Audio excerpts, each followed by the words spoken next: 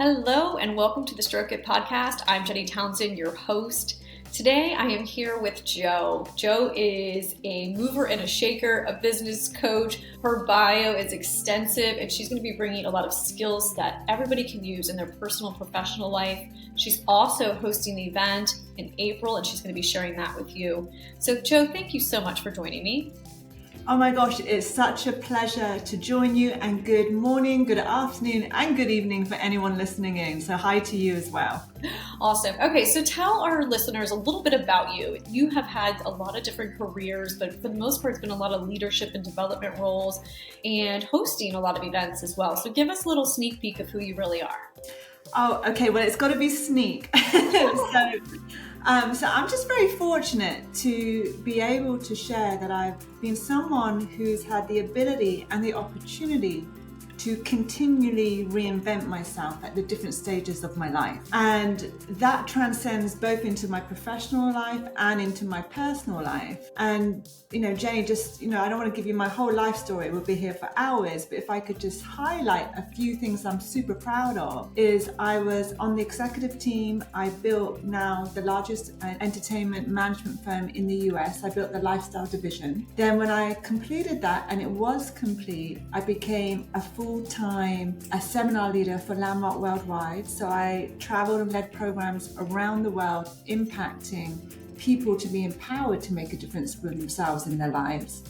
And now as we talk, you're meeting me as a woman who's 48, everyone, just to let you know, who's married to a French artist, full-blown menopause, so you can kind of get the stage of where I am in life.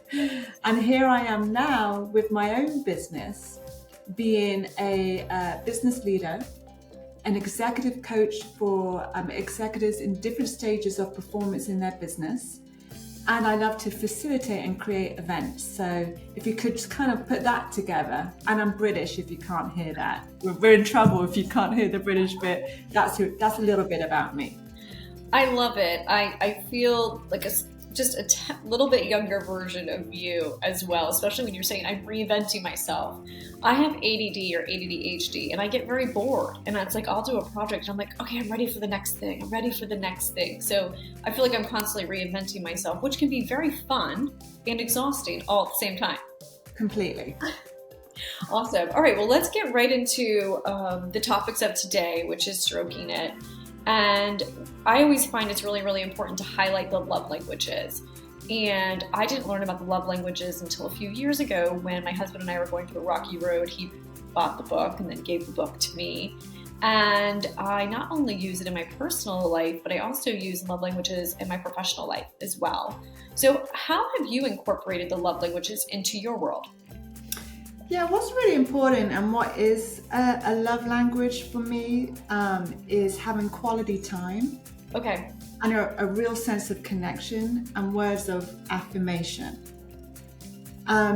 So how I've incorporated that in my business life is I do a lot of work with women, executive women, professional women. So if you're just starting out in your career, or if you're at my end, you're looking at what's next for you, or you're married and you have kids, like there's so much as women that we're dealing with. It's really important to not only have your professional relationships work, but your personal relationships work at the same time. Because I've noticed sometimes I can put myself so much into my work that I forget I'm married. So here's my little tip that I learned the hard way, if you're listening in, is to make sure that your partner, whoever that be, or if you're engaged or dating or married or meeting people, is, when you meet someone that you really connect to, you want to encourage them to be your best supporter. They're on your, you have a board committee at work, they're called your life committee. This is like the most important person to be your supporter. So when you have time with them, it might not be a lot of time. When I was traveling around leading, I was only home 1 week a month. So when I came home, that 1 week had to be the most connected, rewarding, fulfilling time with my husband. It's not about the time you spend, it's who you are when you're spending time with them. Yes. And we think, 100%. you get what I'm saying? So if you can start to think, okay, I've got 2 hours with my husband. How can I have him be loved up, connected to me, but more importantly, be so aware of everything I'm doing that he's my champion?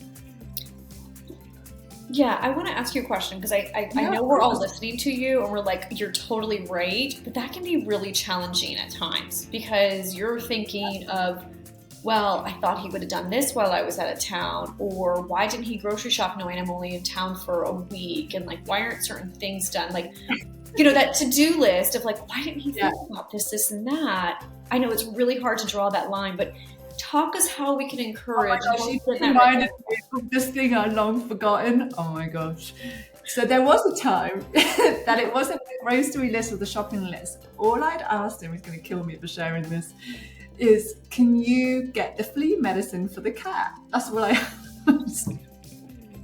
So I'd been on the road, I came home, I got off the plane, I'm exhausted, I'm with my luggage, and it's here in Sarasota, it was a couple of years ago.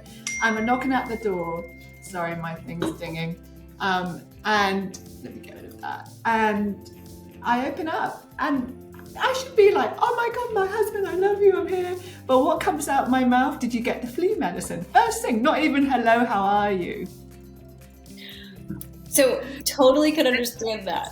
So this is what happened. So one of the distinctions, one of the ways I got trained is, what am I attached to? Being right or being connected? So I walked in and I just saw myself, and I saw the mood that came in, the positional I came in. You know what I mean? It was like, I'm ready to argue over what? A flea medicine? Right.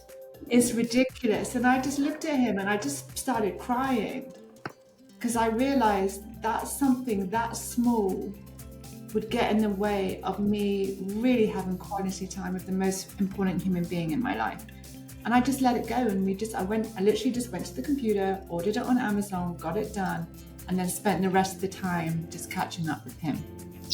That's really beautiful, and I know that can be challenging for a lot of us, especially women, because we are so much about the honey-do list, and we have all these expectations, and we can multitask and we can do all those things. But I think your point of just being connected and focusing on that, especially if you have limited time.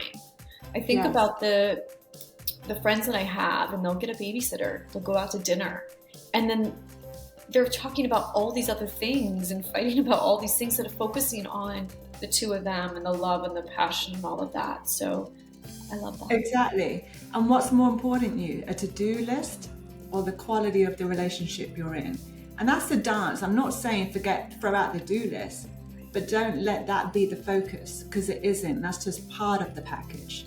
Right. Awesome. Well, thank you for sharing that. I think the love languages are super important in understanding those individuals, and quality time has become one of my love languages most recently. So I love that. Okay, so let's get into talking about stroking individuals in our life. And it all starts with us. We are number one. And I know you chose yourself to talk about first. So tell us what it means to put yourself first and how important that is and how that has served you and your career. Okay, so now this is literally, I'm going to share something really important here. So if you're listening to the podcast, this is the time to listen, all right? So you want to kind of wake yourself up and get yourself inside of this conversation, because if I can have you get this, then I know I've made a difference here. So for the most part, we live inside a context of our business is everything. We're going to work, we're trying to produce results, it's like that's the pinnacle to the top of the mountain.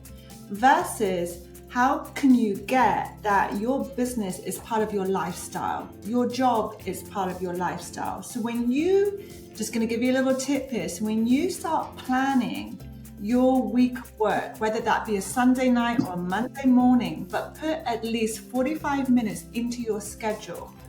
But this is what I'm going to ask you to put into your schedule, which I live by now, which is, okay, when is my downtime? When do I go to the gym? When do I meditate? When do I have time with my girlfriends? When do I have time with my husband? When do I have time just to do nothing? Like, why am I filling up my time with everything? Like, I create white space in there to give myself room, because this is not a quick fix marathon. If you want to be consistent and balanced with yourself and life and business, you've got to plan yourself into everything you're doing. Otherwise, what happens, and this is what happens with a lot of executives that I'm now reworking and reconstructing their whole lifestyle approach, is that they go, burn out, want to quit, want to leave their job, want to leave their marriage, thinks that it's all hopeless because they've forgotten to take care of themselves. 100%. Putting yourself on your calendar is key. And I was in that rat race and just right there with you. So, and Jenny, it's not even putting yourself in the calendar, but you've got to honor it. Like, you would turn up. This is what I really, some of my CEOs get resistant around this whole conversation, because they're like, you don't understand. I gotta blah, blah, blah, blah. And I look at them and I say, hey, you, if that was a meeting with your most important client, would you cancel it? No. So why do you think you're less important than that?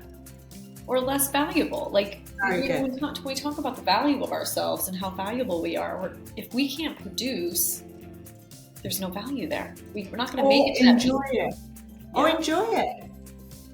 Mm-hmm. I hate to tell everyone, but we're going to do this thing called life, and then we die. So it's kind of like...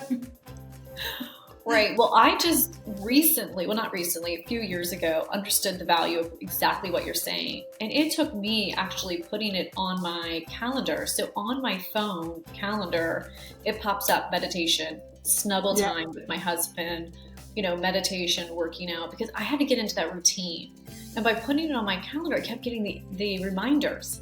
And so then it was like, well, this is what I should be doing right now. Stop scrolling on Facebook. Stop being lazy. Stop doing this. Like, you set out a plan so that you could better your mental and emotional health. Follow the plan. And I will tell you, I don't even need it on my calendar anymore. It's clockwork. And it's almost like my body needs it at this point. And to your point with your CEOs, I'm a better leader and person because I made that time for my self-care. And I tell all my team members the same thing. But when you're on that hamster wheel, it's very hard to get off. So what's your advice for getting people off that hamster wheel? Yeah, and it's not even that. I mean, it is that. I'm going to answer your question, but you just reminded me how I discovered why I needed to get off that hamster wheel. So a few years ago, I was working a 100-hour work week, and I was traveling around the world, and I loved it, but it was full on. Let's just call it that. But because I didn't really have any time for myself in the way I now know I need, I wasn't aware of the changes that was happening with me as a woman. I was so busy that I didn't see that I was changing, and I thought it was the stress of my job. Until I realized this isn't normal. Until actually my coach at the time said, Joe, why don't you go to a doctor and get your hormones checked up? There could be something else here at play. But we spend our time so busy that we don't spend time to really be with ourselves, to see what is going on with us. Do you know what I'm saying, Jenny? Does that kind of make sense to you? It does. And I want to even take that a bit further when we talk about the emotional side of things as well. Sometimes we want to avoid reality, or we want to avoid maybe something failing in our life. So we just put ourselves into work. We don't allow ourselves the time to just sit and be quiet and be by ourselves so we can process, we can cry, we can release emotions. And that's another really important part of self-care and putting yourself first too, is allowing yourself to have that white space you're talking about so you can process all these emotions and really kind of figure out what you want to do in the future. And it's super important. It is, and it's so great that you've discovered that. You're wiser than me. I've only recently discovered that. Especially the importance of white space. Great. A girlfriend of mine, I called her up and said, I need coaching on this and this and this. And she went, no, you need coaching on doing nothing. Sometimes it takes something major happening in your life to wake you up and to make you just like sit back and really think about all of it. And, if I wouldn't have had the debacle happen in my life, I would probably still be going 100 hours a week, not caring for my body, super, super unhealthy. and things like that. So when you mention meditation and you mention all these things of creating this space for yourself, the first thing I suggest to people is take 5 minutes to meditate or 10 minutes. And everyone's response is like, I could never. Or I'm like, go take a walk. I could be doing laundry. There's always an excuse. So how do you break down the excuses for the CEOs and for people that you're working with so that they can embrace this white space or be that person that they need to be for themselves? Yeah, well, first off, I think one of the fundamental traps we're in as a human being is we live like we can do everything. And the bigger you get and the more you want to accomplish or the more you want to contribute, your to-do list just keeps getting bigger and bigger and bigger and bigger. And to the point you have a sense of overwhelm doing nothing. You know what I'm saying? So first off, you kind of got to give yourself the freedom that you're not going to get it all done. You're just not. And once you can start to own you're not going to get it all done, you create time slots for when you're going to get to those things that you want to get done, or you ask support, or you get assistance, or you get a virtual assistant, like whatever you need to support you. But you in this view of yourself that you can do it all is the first hurdle. Yes. I'm wrapping my head around this and I'm thinking, yeah, we do believe we could do it all and we want to do it our way. We don't want to let other people do it. We want to have a sense of control, which leads me to my next question. How do we release the control? How do we just let go a little bit? Yeah, so I don't know. So for me, since it's something that you've got to learn for yourself. See, I can tell you, but I'm sharing with you my experience. But you've got to discover your own experience on how to be relaxed. I notice when I start to get into that mode of go mode, you know, that kind of just like, I'm going to work hard mode, I can feel my shoulders go up. I can feel my mind kind of shift. It gets serious. There's less fun. Where it's just like there's a whole state change that happens. And when I can start to feel that creep in, I literally turn off my computer and go sit in the garden and get myself out of that kind of just like control, go, I'm gonna go. I don't know what else to call it, Jenny. Do you know what I'm saying? I'm with you. Yeah. I wish I could add and say, yes, this is what I call it. It's go mode. Let's go. Let's slay the day. Let's make it happen. Yeah. So, but if you're interested in how to have a lifestyle that nurtures you, and if you're interested in staying the course of something, which includes, you know, you work your butt off, but then it's date night Friday night, but you've got no energy to be great with your partner. That's not cool. So that's what we have to be responsible for, is to notice that what we're giving our energy to is the important thing that's needed here. So we can be a great partner, a great friend, a great mother, a great boss, and be great with people. Right. Because this is what you help people. This is what you help people with, correct?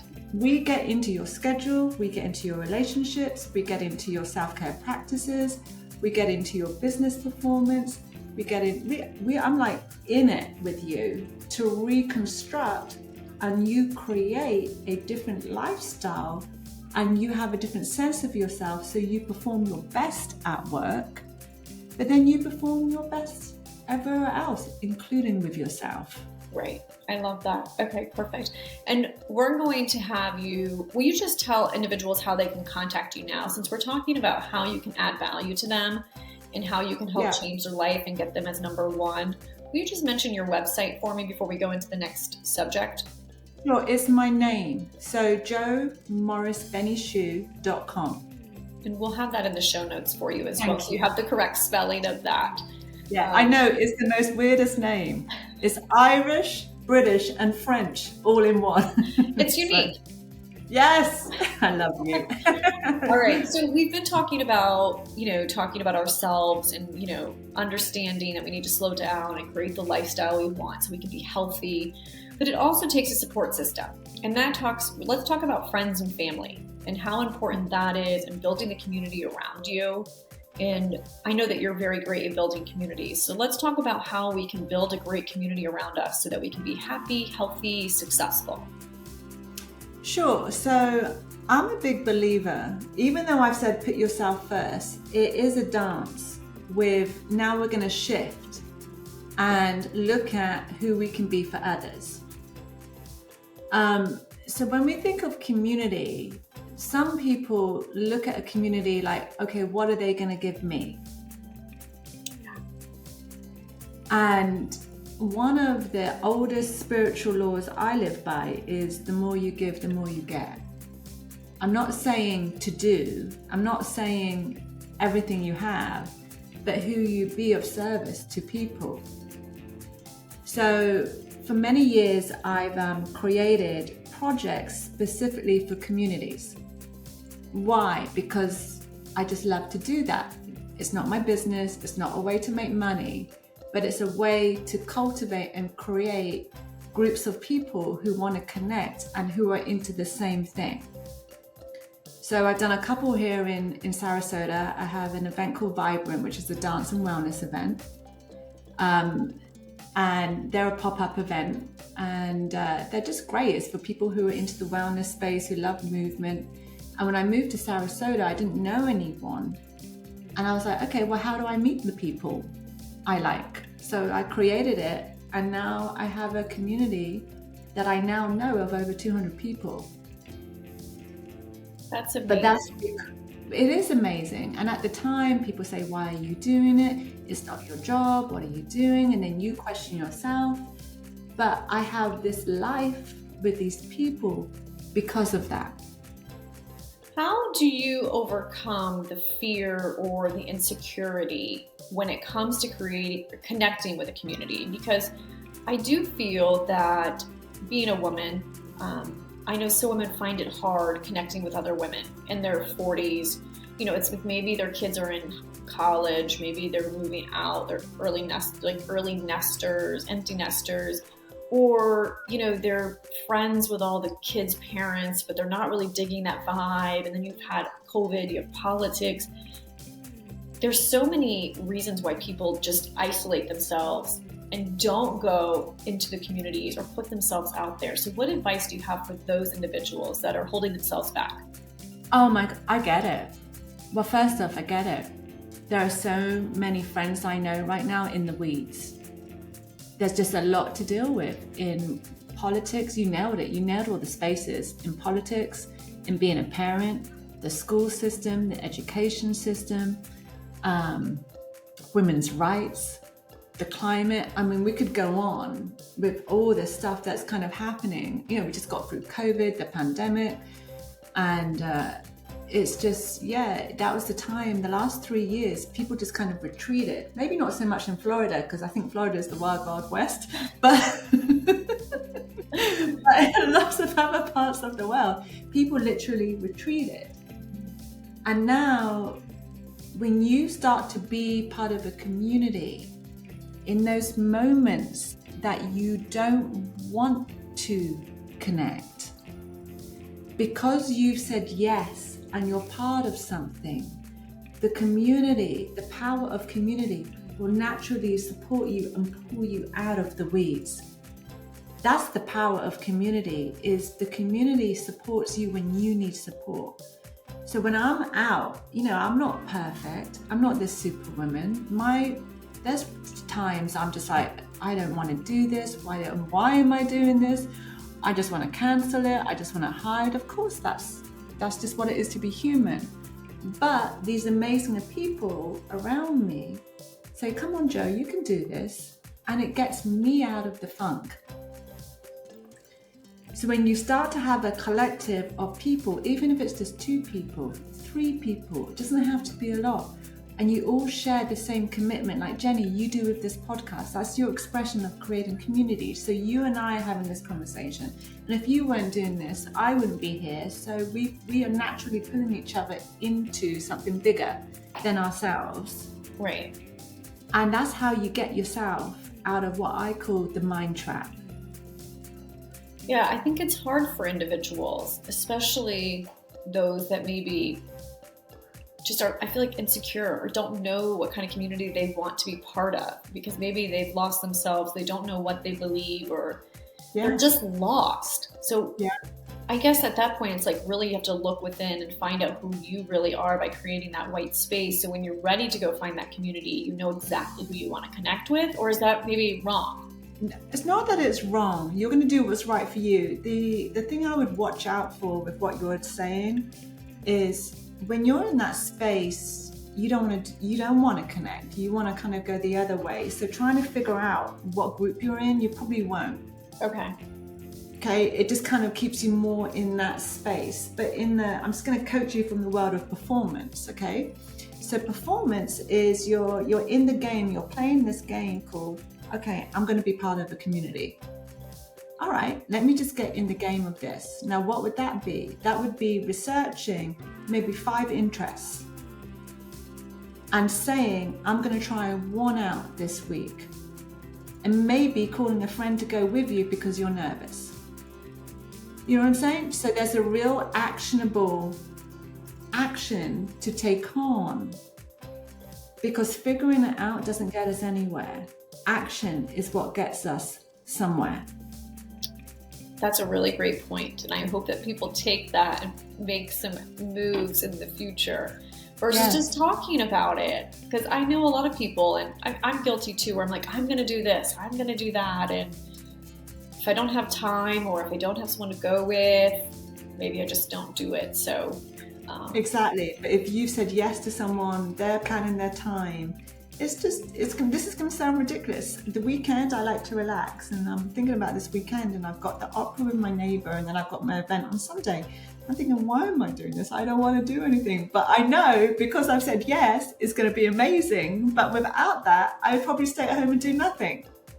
Right. But you're maintaining the relationships. And this is what I tell my husband all the time. He's like, you're always out and you're always doing this and I'm out to dinner once or twice a week, or I'll schedule certain things with people. And at times I'm exhausted. I'm with you. I'm like, I don't really want to go. But I know that if I want to maintain these relationships, I've got to invest in time. And I've got to be there for my friends as well. So do you have any tips or any experience to share of maintaining a really good relationship? Yeah. It's not about how much time you spend with them. It's about their experience of being with you. So just check it out. So if you're with a friend and you haven't seen them and you spend the whole night complaining, what do you think their experience of you in life is? Maybe do like, hey, we get to complain 10 minutes, that's it, all right? Just 10 minutes, and then we're going to get into enjoying ourselves. But you know what I'm saying? Yeah, totally, yes. I'll get home some nights and I'll be like, oh my God, that was not good. That was not good use of my time. And the thing is I don't know why, but I love being a therapist, but I'm not a therapist. I need a good therapist number in a car so I can just pass out and be like, call this person. Yeah, I want to be uplifting and let's reminisce and let's have fun and let's talk about our futures and like what's really positive and happy. But at the same time, I've learned this word listen, which I was not a very good listener before. But some people just need someone to listen to them. So I have been feeling like that's being a good friend. But it's a bit of both, and you gotta be responsible for it. But just to kind of answer your question, it's just be mindful of, is that person that you're with having a great time out of being with you? Because when you start to come from that place on how to be a contribution as you are, Jenny, how to be a good listener, how to create something, think about a project, then you're someone that naturally uplifts people. You are someone that just gets people up into life. And then if you have other women or other men, it's just not women, it's men and women who become like that, that's a group of people that are really enjoying each other in life. That's the kind of people I want around me. Me too. I agree. That's what I love about communities. I love being around people. I'm a people person for sure. Yes. So when COVID happened, I was like, wait a minute. I have to stay home. I'm not a homebody. I can't go out and meet people. Like, it was hard. It lasted like 2 weeks, and I was like, we're going back to work. We're opening the office. We're going to go back to work. So, and we're in Florida, so we're in the land of the free, so we could do anything. It definitely is. Definitely is. I'm grateful to be in Florida and for the leadership in Florida, because the fact that we were able to maintain and open doors and keep everybody working. And so I know a lot of people think the complete opposite, but as a small business owner, I'm grateful for that. So I really get that. So, okay, so we talked about friendships and we talked about, taking care of ourselves, but let's get into the bedroom.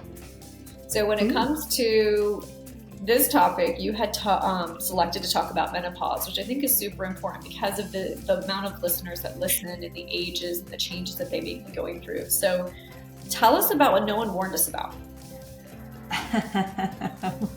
Oh, that's such a loaded question. Well, first off, I think the first thing to get is when I don't know if you're listening, you could be single, you could be in a new relationship, you could be in a long-term relationship, you could be married, and you could be working out marriage. And I didn't get married till I was late. I got married when I was like in my early 40s. So there is a compassion that you have to give yourself, because we, for some reason, stay attached to how we used to be sometimes.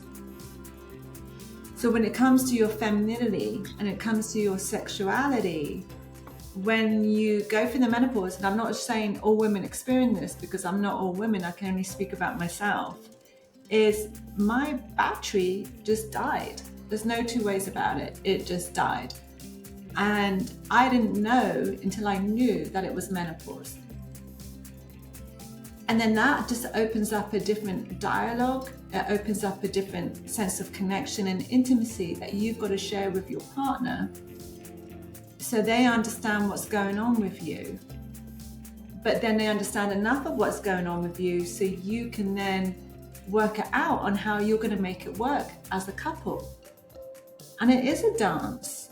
And sorry, Jenny, I'm going to go slightly a little bit off target. I have a weekly call with 4 coaches, and we call it the coaches conversation. And we just talk about random stuff to kind of just get a conversation going we can look at. And we're really examining, one of the coaches is gay with 3 adopted kids. The other coach is in an open marriage. And the other coach is wanting to get married. And then you've got me, who's been married for 8 years with menopause. So those are kind of the 4 stages. And we were having this conversation about what does even a relationship even look like? And there's so much pressure from society to tell you what's right in your relationship. So you just got to follow your instinct and follow your heart and be honest with your partner. And if you come from that place, then you can ongoingly create your marriage inside of a future that you're creating, and giving yourself both space that you're going to change as you grow together. That's all I've got. And that is the secret of the bedroom, is you can't just get stuck in a role and think that's it. There's 2 human beings in there who have got to keep learning and discovering each other.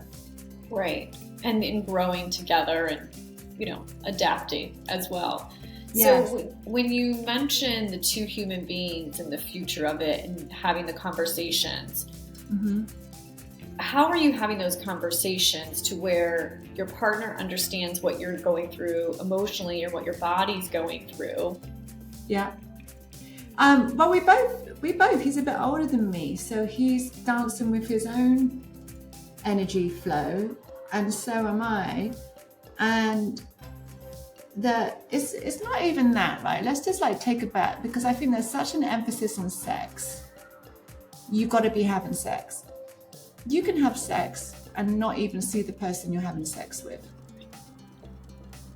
Yes. It's not about sex. The emotional connection. Exactly. Right. In a marriage. Yes. Now, if you want to go out and have fun and play and that's your thing, you go for it. I'm not questioning that. But there's got to be a connection and understanding between the pair of you, of understanding what's going to work, and always giving yourself the ability to see each other. I want to dive into what you just said there, because when we're talking about the emotional connection, so many people are emotionally not available because they're tired, they're depleted, they're being pulled in a million other directions, and they just don't have any emotion really to give or to receive, especially with their partner, or they're just, how do you get over the hump of that? Or do you have any guidance for that emotional connection if you need to build it? No, completely. That goes right back into where we started, which is if you're not spending the time to take care of yourself, to have the energy for your work, for your business, for your community, for your partner. And then also get smart about it. If Sunday afternoon is the one time, you know what I'm saying? That's the one time. So you just got to be smart about what you're dealing with here. 100%. So my husband and I, because it's our schedules, we've had to schedule time for intimacy. And that intimacy could just be us snuggling. It could be us just holding hands, or just, we call the couch the love nest. Should we go to the love nest and, just hang out there? And so we have Freaky Fridays as well. So when we go to bed, we emotionally know that tomorrow morning, I'll make sure I'm clean, I'm shaved, and everything's ready to go. He will as well. And then there's other parts as well where it's after breakfast one morning, depending, he'll be and it's part of me wants to say no, because I'm oh God, I gotta get in the shower, I gotta get to work. But I've had to learn to just say yes and go with it to keep that. So there is that part of having that schedule, and then just having it on the fly and making that time for intimacy. Both. But I think sometimes the trap is if you lose the emotional connection, you lose the desire to be physically connected. So it's a dance with both. Yeah, I think you're spot on, because when I'm talking to my girlfriends, I'm just say yes, or go home and just go hook up with your husband. And they're oh my God, I can't even, they're just have blinders on, because there's just not that emotional connection, or there's no desire, or they're just disgusted by their partner for one way or another. Completely. So I think as women, that's something we've got to work on. We put so much pressure on men to show up and be this quote unquote men. They've got to pay me attention. They've got to do this for me. They've got to yada, yada, yada, yada. And if they're not, then we just kind of just get disconnected. And I think it's, especially with menopause, when your hormones change so much that you lose a sense of your identity for a little bit. And it takes a while to recreate your own femininity as an expression. And that is down on you. Right. That's you as a woman, and right now, you're kind of going to get me into a bigger conversation here on the time we have, but that's why I created this women's event that I'm about to launch on April 21st, which is called Bluebird. And and it's not a feminist thing, it's all women. No, but it's women showing the power of being a woman. And it's women showing that their experience, their life experience, can be their business, can be the way that they contribute to others. So we've got these 5 extraordinary speakers coming to share how their breakdown or their experience, or at that time, there's no way there's gold in this. This is a living nightmare, has literally become their success story, and now being something that they can contribute to others. So I think women are extraordinarily powerful. And I think men know this because that's why they love us. You know what I mean? They're not stupid either. No. So they're not. So anyway, so if you're listening in and you want to be inspired and you want to meet great people within the community, I created this event for that reason. One, to come and hear from people so you can trust yourself and trust the path you're on. But two, you're going to meet women in that room. The attendees are just going to be just as extraordinary as the speaker. And that includes you. Even if you don't think you are, you are. Everyone's got something to say. Everyone is a contribution. And we'll put the link into this. But if you're interested in that, I would love to have anyone around Florida, please attend. So we'll get that information to you. And last thing. Sorry, Jenny, I'm kind of like doing this. It's all about courage. That's the theme. It's all about the courage for you to really live the life that you want to live, including business. I love that. That's absolutely beautiful. So the event is called Bluebird. Bluebird, yeah. April 21st. April 21st. The link for tickets and for more information. Yeah, will be on here. Okay, perfect. And and there's a website, bluebirdsarasota.com. Okay, perfect. And we can also follow you on Facebook, social media. Your Vibrant, your dance and wellness community, is that a Facebook group that people can join, or is there a link to that? That's a private group. But if you follow Instagram, if you follow Bluebird Sarasota on Instagram, that's how everyone within the Bluebird community are connecting. So that's everyone who's like, me. These are all the women that are connecting to this right now. Wonderful. I love that. Okay, Joh, before we leave, will you please tell us one little dirty little secret that you have? Like if there's one takeaway from today that we can implement in our life, what is that going to be? Oh my gosh, I've got so many dirty little secrets. My brain just... Sorry to put you on the spot. Okay, I spoke at all right, this is a little dirty secret. I got invited to speak at the United Nations once. And it was for a publishing company back in my early 30s, when I first moved to New York. And I'm like, what the hell am I going to speak at the UN? And I go, and it's for, anyway, I prepare and all this kind of stuff. And it's about tech space and computers and green and all these things. And I'm at the UN, and I see this guy, and he looks at me and I look at him. And I left the UN, I went on a date with the ambassador of Dominican Republic. That's awesome. Well, thank you for sharing that. My husband knows that. That is a dirty little secret. And how did you get him to go on a date with you? Just by being me. Oh, I love that. Just be you. Awesome. Well, Joh, thank you so much for joining me. I greatly appreciate all the insight and the advice, and you're a beautiful soul. I wish you the best luck at your Bluebird event as well. And I love what you're doing for women. And I love. And Jenny, at some point, we would love to have you be part of that. So this is the first one of a series, and I just love you, and I love what you're doing, and I get your compassion and your passion.